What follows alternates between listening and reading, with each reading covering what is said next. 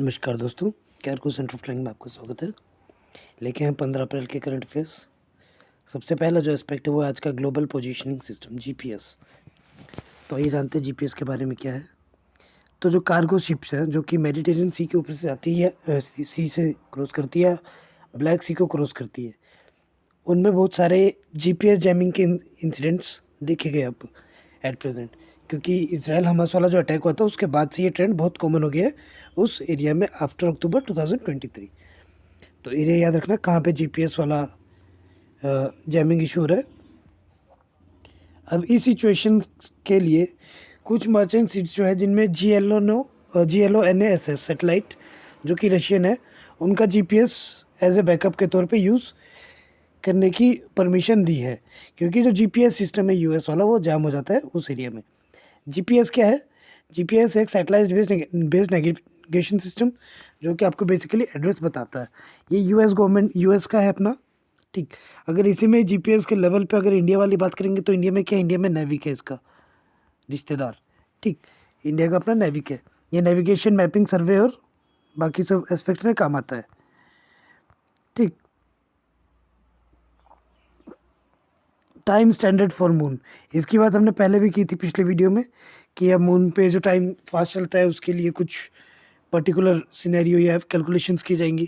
तो according to ड्यूटर्स, जो white house का हेड ऑफिस है साइंस एंड टेक्नोलॉजी वाला, office of science technology policy, उसने बताया कि स्पेस एजेंसी जो है उन्हें काम करना पड़ेगा अब, ठीक, बाय द एंड ऑफ 2026 इस इशू के लिए, ठीक, कि वो टाइम वगैरह को देखे, बेसिकली कोऑर्डिनेटेड लूनर टाइम के बिहाफ में, ठीक है।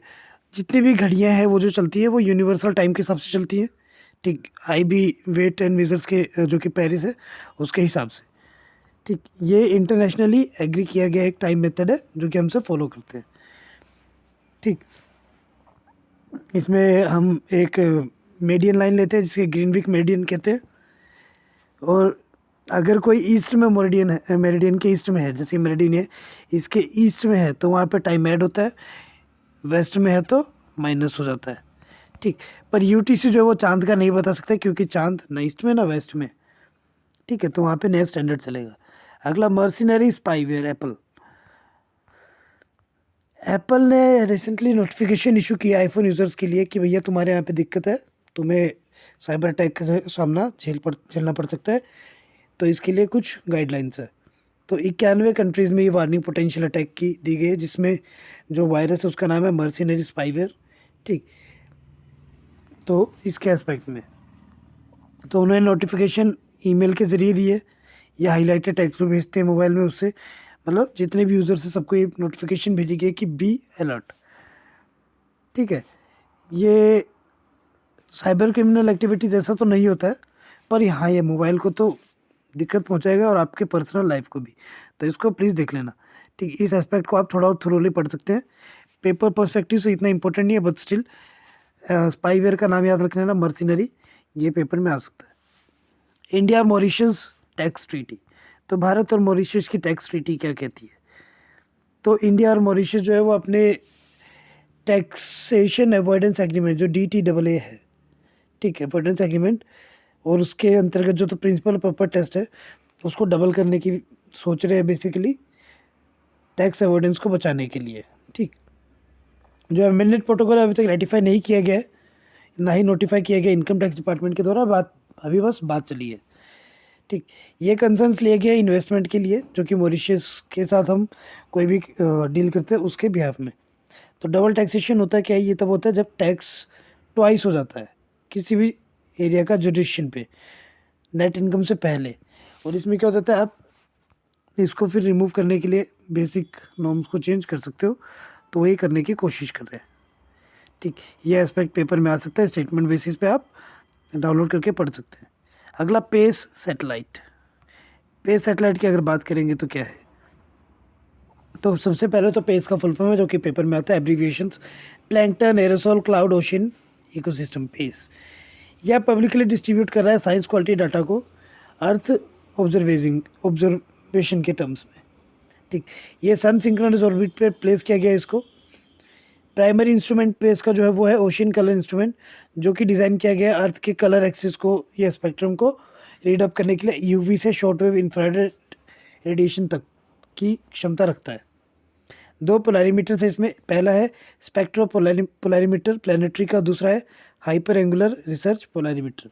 तो ये पोलैरीमीटर पेपर में आ सकते हैं, इसको बाय हार्ट कर लेना। नेक्स्ट बात करते हैं कुचिपुड़ी स्ट्रगल। तो कुचिपुड़ी क्या है, ये बेसिकली इंडियन क्लासिकल डांस है, one of the Andhra Pradesh को बिलोंग करता है। ठीक, अब यहाँ पे जो आर्टिकल्स है उन्हें स्ट्रगल, आर्टिस्ट है उनको स्ट्रगल ये करना पड़ रहा है कि अब ट्रेडिशनल डांस नहीं चलता है इतना, तो जो ये परफॉर्म करते हैं उन्हें अब थोड़ी दिक्कतों का सामना करना पड़ रहा है। ओरिजिनली इसे परफॉर्म करते थे इटिनरेंट एक्टर्स जैसे भगावतलू। ठीक, गांव में ये मतलब डांस या प्ले चलता था इसका हिंदू मैथोलॉजी के आधार पे हर फेस्टिवल्स में। ठीक, 15वीं सेंचुरी में जो ग्रेट पोएट और म्यूजिशियन थे सिद्धेंद्र योगी, उन्होंने बहुत महत्वपूर्ण योगदान दिया था कुचिपुड़ी में। ठीक, इसमें फुटवर्क बहुत होता है, फेशियल एक्सप्रेशन चलते हैं। ठीक, प्योर डांस होता है, नृत्य प्योर होता है, एक्सप्रेसिव होता है, नृत्य भी होता है और स्टोरी टेलिंग भी, नाट्य भी। तो ये 3N का टर्म्स है, यहाँ पे तीनों फॉलो किए जाते हैं। ब्रास प्लेट के एज में इसको किया जाता है, जैसे तरंगम कहते हैं। ठीक, next global forest watch report. तो रिसेंटली भारत ने अपना 2.33 मिलियन हेक्टेयर का जो टी कवर है वो लूज़ कर गया 2000 से, अगर अभी तक का डाटा कैलकुलेट करेंगे तो। GFW है क्या, ये एक ओपन सोर्स वेब एप्लीकेशन है जो कि मॉनिटर करता है विश्व के सारे फॉरेस्ट को और रियल टाइम इंफॉर्मेशन प्रोवाइड करता है। Washington based non profit research organisation का ये प्रोजेक्ट था जिसका नाम है वर्ल्ड रिसोर्सेज इंस्टीट्यूट। तो इस रिपोर्ट के आधार पे यह है कि जो प्राइमरी फॉरेस्ट है जो कि अनटच्ड बाय पीपल्स है, जिन्हें ओल्ड ग्रोथ फॉरेस्ट भी कहते हैं, वहाँ पे डिक्लाइन देखेगा 9% का। ठीक, दूसरा, पूरे विश्व ने लगभग 37,000 स्क्वायर किलोमीटर तक, मतलब 14,000 स्क्वायर माइल तक का ट्रॉपिकल प्राइमरी फॉरेस्ट लूज़ किया है, स्विट्ज़रलैंड के जितना बड़ा है, जो कि लगभग Brazil, democratic Republic of Congo, Bolivia, इन्होंने इस लूजिंग वाली लिस्ट में टॉप रैंक हासिल किया है, फर्स्ट सेकंड थर्ड। डिफॉरेस्टेशन बढ़ा है 2023 में 3.2% पूरे विश्व में। भारत ने 2.33 मिलियन हेक्टेयर की ट्रीज़ को लूज़ किया है पिछले 23 सालों में। ठीक, जो कि लगभग है 6% के करीब। और भी कुछ रेलेवेंट डाटा है जो कि आप देख के डाउनलोड करके देख सकते हैं डिस्क्रिप्शन से।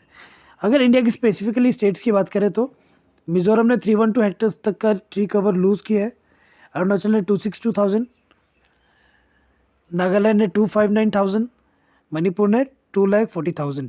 ठीक, तो ये डाटा स्टेट्स का है। Next, financial services institution bureau, FSIB।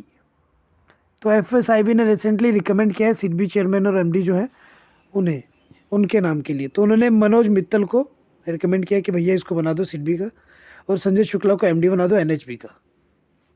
ठीक, सिडबी होता है small industries development bank of India. FSIB की अगर बात करेंगे तो ये क्या है, ये गवर्नमेंट बॉडी है, फाइनेंस सर्विसेज डिपार्टमेंट के अंतर्गत मिनिस्ट्री ऑफ फाइनेंस के अंदर आती है। ठीक, मैन पावर कैपेबिलिटीज़ को डिफाइन करता है कि कौन सा सीनियर पोस्ट पे बैठने के लिए लायक है, टैलेंट फॉर सीनियर पोस्ट, उस आधार पे रिकमेंड करता है पर्सनस को। ठीक, इसने रिप्लेस किया था बैंक बोर्ड ब्यूरो को, BBB को, जिसे इनकम्पिटेंट अथॉरिटी डिक्लेयर किया गया था। FSIB में एक हेड होता है जो कि सेंट्रल गवर्नमेंट का नॉमिनी होता है। ठीक, और 3 पार्ट टाइम मेंबर्स होते हैं इसमें जो कि बैंकिंग में एक्सपर्ट होते हैं। ठीक, और 3 इंश्योरेंस सेक्टर वाले भी होते हैं। अगला, फोर्ट इमैनुअल। फोर्ट इमैनुअल क्या कहता है, तो अभी इसको कंजर्व करने की बात चली। फोर्ट इमैनुअल है कहाँ, ये एक रूइंड फोर्ट है, मतलब टूटा बंजर जैसा खंडर टाइप है, जो कि फोर्ट कोची बीच, कोची केरल में स्थित है। इसे बनाया गया था 1503 में, फिर इन्फोर्स किया गया था 1538 में। ठीक, ये सिंबल है स्ट्रेटेजिक अलायंस का, महाराज ऑफ कोची जो थे उनका और पोर्टुगल मोनार्क का, कि ये लोग की स्ट्रेटेजिक अलायंस थे, उसका एक प्रतीक है। ठीक, ये बहुत बड़ा स्ट्रक्चर है, एक पूरे शहर के बराबर कह सकते हो आप, पर ये टूट गया तो इतना बड़ा दिखता नहीं है।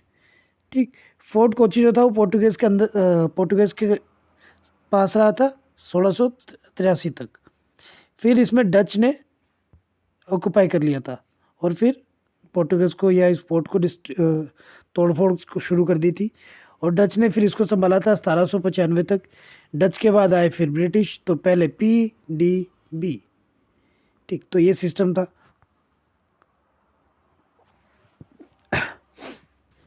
1806 में इसका डिमोलिशन शुरू हुआ था, मतलब डिस्ट्रॉय शुरू हो गई थी इसमें, ठीक। फॉरेन कंट्रोल कोची से हटा था 1947 में, जब आज़ाद हुए थे हम, तब 1947 में इसको हटा दिया गया था, ठीक। और ये हिस्ट्रिक सिग्निफिकेंस है भारत के लिए। Thank you and have a nice day. मिलेंगे अगले करंट अफेयर्स के साथ कल, और डिस्क्रिप्शन से डाउनलोड कर लीजिए। प्लीज़ लाइक शेयर और सब्सक्राइब जरूर करें। और ये फोर्ट इमैनुअल पक्का देखिए, पेपर में 99% चांस से आ सकता है।